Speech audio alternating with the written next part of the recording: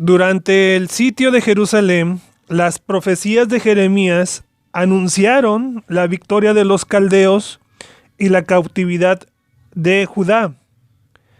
Pero las autoridades judías pretendieron no considerarlas desde el punto de vista religioso o espiritual, sino desde el punto de vista político y militar. Afirmaron que estas sombrías afirmaciones de parte de Jeremías, derrotistas, desalentaban a los defensores de Jerusalén.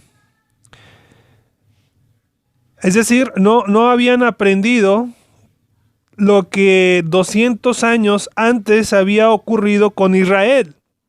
Recordemos que Israel fue cautivo por los asirios, pero producto de su apostasía.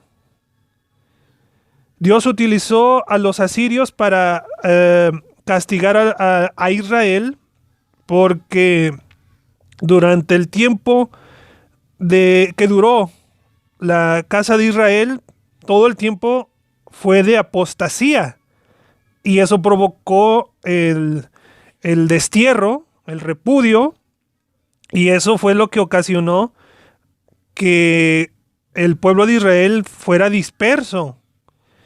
Recordemos las palabras que el profeta Oseas pronunció, que mi pueblo había sido destruido porque le faltó conocimiento por producto de su apostasía. Y en este caso los judíos no aprendieron de aquella etapa, de aquel castigo que sufrieron los israelitas, y ahora cuando los caldeos, encabezados por Nabucodonosor, venían a hacer lo mismo, Judá ya estaba cayendo en una apostasía que ofendió a Dios, y durante el primer ataque de los babilonios, ellos lo consideraron que era una cuestión política y no como un castigo, ¿sí?, de su pecado. Entonces, cuando los caldeos levantaron el sitio a fin de ir a presentar batalla a las tropas expedicionarias egipcias que acudían en socorro a Sedecías, Jeremías quiso aprovechar la ocasión para salir de la ciudad y dirigirse a Anatot.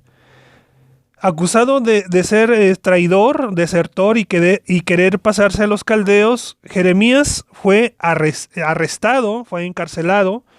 Este hecho está en el capítulo 37, de los versículos 1 al versículo 15. Estuvo mucho tiempo encarcelado, y el rey Sedecías lo saca de la cárcel y lo dejó estar en el patio de la prisión, en el capítulo 37, de los versículos 16 al 21.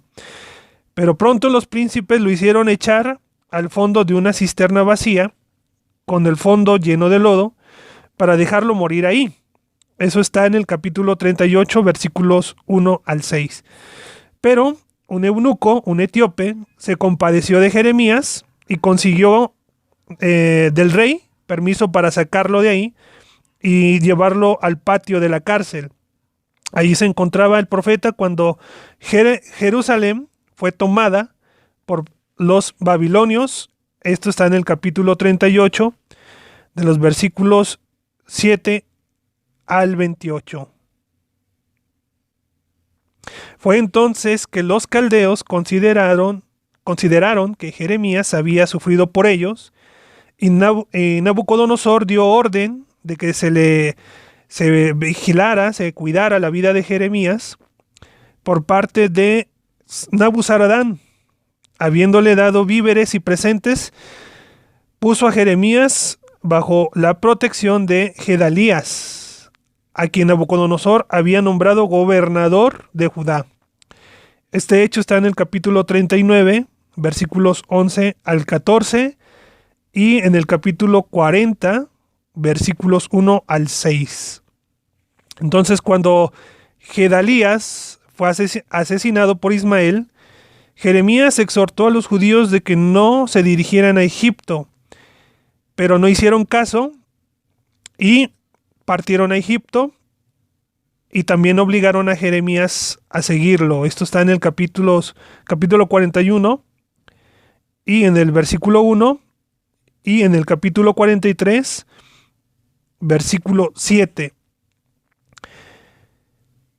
La muerte de Jeremías es un misterio, al menos hasta ahora en lo que conocemos de la historia bíblica, no se conoce la fecha de su muerte ni su lugar de muerte.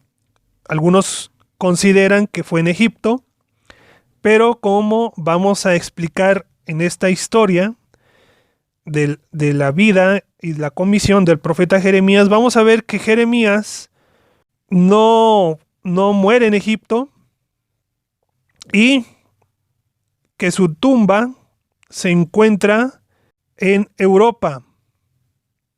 Es un panorama general de su ministerio y nos vamos a adentrar en específico a una parte desconocida que tiene que ver con la vida de los descendientes de David y el trono perpetuo de Jerusalén.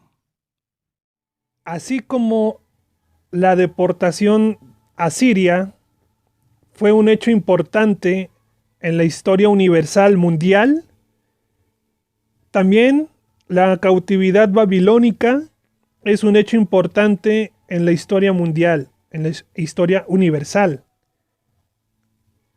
Y el profeta Jeremías está viviendo en este tiempo en el que el Señor va a realizar cambios importantes en la historia mundial. La nación de Judá, los judíos, van a sufrir un cambio importante en su sociedad, en sus costumbres, pero también el trono de David va a sufrir un cambio importante, sin dejar de existir. ¿Sí? Jeremías va a servir como un instrumento para realizar este cambio